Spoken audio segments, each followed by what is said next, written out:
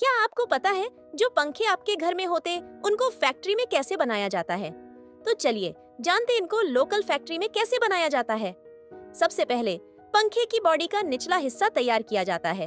एक मशीन की मदद से इसमें पंखुड़ियां लगाने के लिए छोटे छोटे छेद किए जाते हैं। इसके बाद इसे बफिंग के लिए भेजा जाता है और फिर पाउडर कोटिंग की जाती है।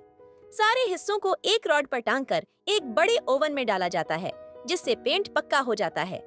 पेंट पक्का होने के बाद पंखे की मोटर बनाने का काम शुरू होता है। सबसे पहले लोहे के सांचे में स्टैंपिंग की मदद से प्लास्टिक के टुकड़े लगाए जाते हैं। फिर इसमें करंट पास करने के लिए तांबे की मोटी कॉइल लगाई जाती है।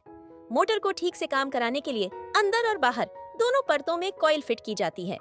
इसके बाद मोटर से बाहर आ रही तांबे की तारों में प्लास्टिक के पाइप डाले जाते हैं ताकि करंट आसानी से पास हो सके। फिर इन तारों को लाल, काली और पीली तारों के साथ जोड़ा जाता है। सभी तारों का जोड़ मजबूत हो, इसलिए उन पर एल्यूमीनियम का टांका लगाया जाता है ताकि तारें अपनी जगह से हिले नहीं। जब सारी मोटरें तैयार हो जाती हैं, तो यह सुनिश्चित करने के लिए उनकी टेस्टिंग की जाती है कि उनमें करंट सही से पास हो रहा है या नहीं। फिर मोटरों को एक केमिकल सॉल्यूशन में डुबोकर पॉलिश किया जाता है, जिससे वे चमकदार दिखें। एक बार जब पंखे की बॉडी और मोटर दोनों तैयार हो जाती हैं, तो उन्हें असेंबल किया जाता है। सबसे पहले मोटर के अंदर एक रॉड लगाई जाती है ताकि उसे छत पर टांगा जा सके। इसके बाद मोटर को एक पत्थर वाले रगड़ पर घिसकर चमकाया जाता है, जिससे उसकी सतह चमकदार हो जाए। अगले चरण में मोटर में बियरिंग फिट किया जाता है, जिसकी वजह से पंखे की पंखुड़ियां आसानी से घूम पाती हैं। फिर पंखुड़ियां कसने के लिए नट और स्क्रू लगाए जाते हैं। यह काम अक्सर मशीनों द्वारा किया जाता है ताकि काम जल्दी और सही तरीके से हो। अब पंखे के ऊपरी और निचले हिस्सों को मोटर के साथ जोड़ा जाता है।